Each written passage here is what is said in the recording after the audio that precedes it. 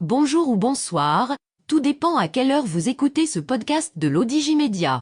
Notre chroniqueur invité, Aziz Boussetta, partage son avis et ses réflexions dans un article qu'il a intitulé « Sahara, après la décision surprise d'Israël, à qui le tour ?»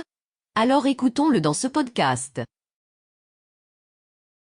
L'auteur commence son article ainsi. Par un bel et chaud après-midi d'été en 7 ans de grâce 2023, et alors que rien ne le laissait supposer, du moins maintenant, la nouvelle tombe, l'État d'Israël reconnaît la pleine et entière souveraineté du Maroc sur ses provinces du Sud. Flambée de commentaires sur les réseaux sociaux, coup de fil de tout le monde à tout le monde, satisfaction générale des Marocains, enfin presque tous, Israël est le second pays occidental, après les États-Unis, à franchir le pas aussi clairement. À qui le tour ? L'auteur poursuit son article ainsi. 1. Le communiqué du cabinet royal. Le texte nous apprend que c'est par lettre que le roi Mohamed VI a été informé par le Premier ministre israélien Benjamin Netanyahou de la décision de reconnaître la souveraineté marocaine sur son Sahara. Nous apprenons également qu'un consulat devrait être ouvert à Darla, mais pas d'affirmation claire à ce sujet, et que cette décision est une décision d'État et non de gouvernement. Mais la concision du communiqué royal, contrairement à celui du 10 décembre 2020, 6 fois plus long, peut conduire à penser que le Maroc, qui savait qu'une telle décision devait et allait être prise un jour ou l'autre, ne s'attendait sans doute pas à ce timing. 2. Les effets de cette reconnaissance. Israël est le second État occidental d'importance, qui reconnaît la marocanité de ce territoire universellement appelé Sahara occidental, s'ajoutant ainsi aux dizaines d'autres pays ayant adopté la même position, et dont une trentaine ont ouvert une représentation consulaire à La Haïoun ou Darla.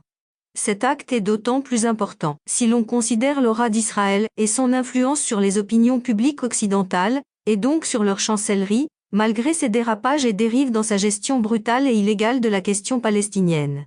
La décision israélienne pourrait ainsi conférer plus de poids à l'argumentation de Rabat dans la défense de son intégrité territoriale. L'auteur ajoute ainsi. 3. La préparation de la reconnaissance d'Israël. Il semblerait que cette décision soit davantage une décision dictée par la politique intérieure de l'Israël de Benyamin Netanyahou qu'un acte exclusivement diplomatique, soigneusement concerté avec le Maroc.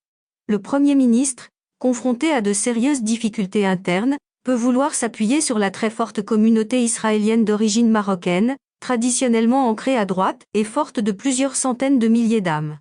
Benyamin Netanyahou est connu pour ses décisions unilatérales, qui surprennent même ses plus proches alliés. Aujourd'hui et depuis son retour au pouvoir fin 2022, Benyamin Netanyahou est singulièrement affaibli, en interne avec sa réforme judiciaire largement réfutée par son opinion publique, et à l'étranger aussi. Il entretient en effet des relations particulièrement tendues avec Joe Biden, distantes avec les Européens, froides avec l'ensemble des dirigeants arabes, même ceux qui ont conclu, avec lui, les accords d'Abraham. Quant aux autres dirigeants du monde, il l'évite.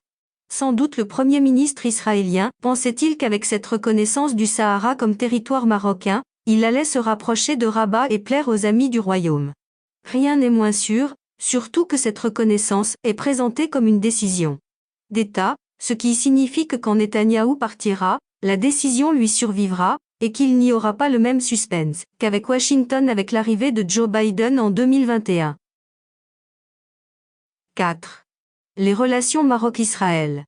L'État hébreu est l'un des rares avec lesquels le Maroc doit gérer des relations très complexes.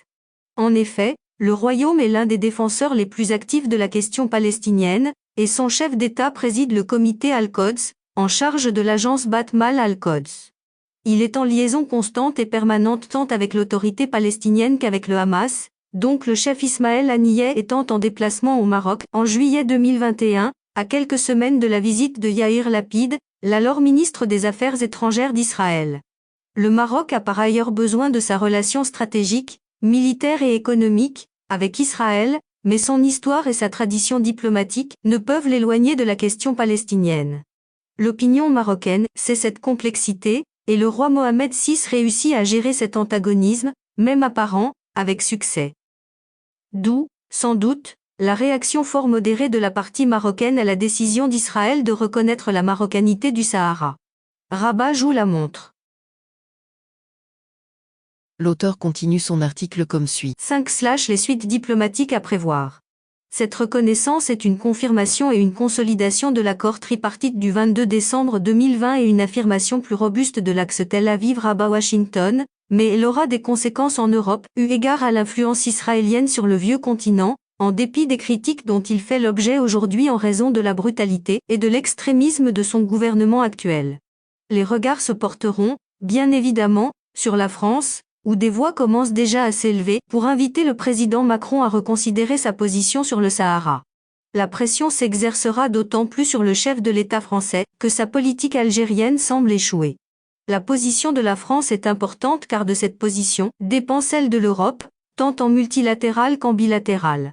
L'idée que la France a la main sur le Maroc a fait son chemin et rien ne se fera, Europe si Paris ne change pas sa position. On peut donc prévoir une pression encore plus forte, qu'elle ne l'est déjà de Rabat sur Paris. Bien plus forte. L'auteur conclut son article ainsi. Quant à notre voisinage de l'Est, il se contentera d'agir à son habitude, c'est-à-dire à proclamer urbi et orbi qu'il n'est pas concerné par ce conflit, tout en déversant un torrent de haine contre le Maroc et Israël, et en ouvrant encore plus sa manne financière pour rassembler le plus d'États possible contre le Maroc. Mais la dernière sortie d'Abdelmajid Tebboune à Moscou et ses déclarations irréfléchies et insensées face à Vladimir Poutine sur l'euro, le dollar, les BRICS et l'Ukraine, devront avoir de lourdes conséquences.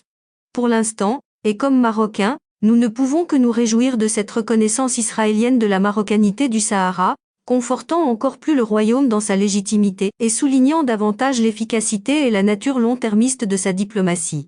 Rédigé par Aziz Boussetta, élu par l'intelligence artificielle de l'ODJ Media. Merci d'avoir écouté ce podcast de l'ODJ Media, ce bouquet de supports numériques, portail, magazine mensuel connecté, web radio et web TV. N'oubliez pas de télécharger notre application l'ODJ Mobile sur Play Store et de vous abonner à notre chaîne YouTube l'ODJ TV. Vous pouvez, aussi, nous suivre sur nos réseaux sociaux, Instagram, Facebook, TikTok, LinkedIn et Twitter. Ou encore, vous inscrire sur notre newsletter quotidienne à partir du portail l'odj.ma. Alors, on se dit au prochain podcast de nos chroniqueurs invités. Et à très bientôt, si et seulement si vous le voulez bien.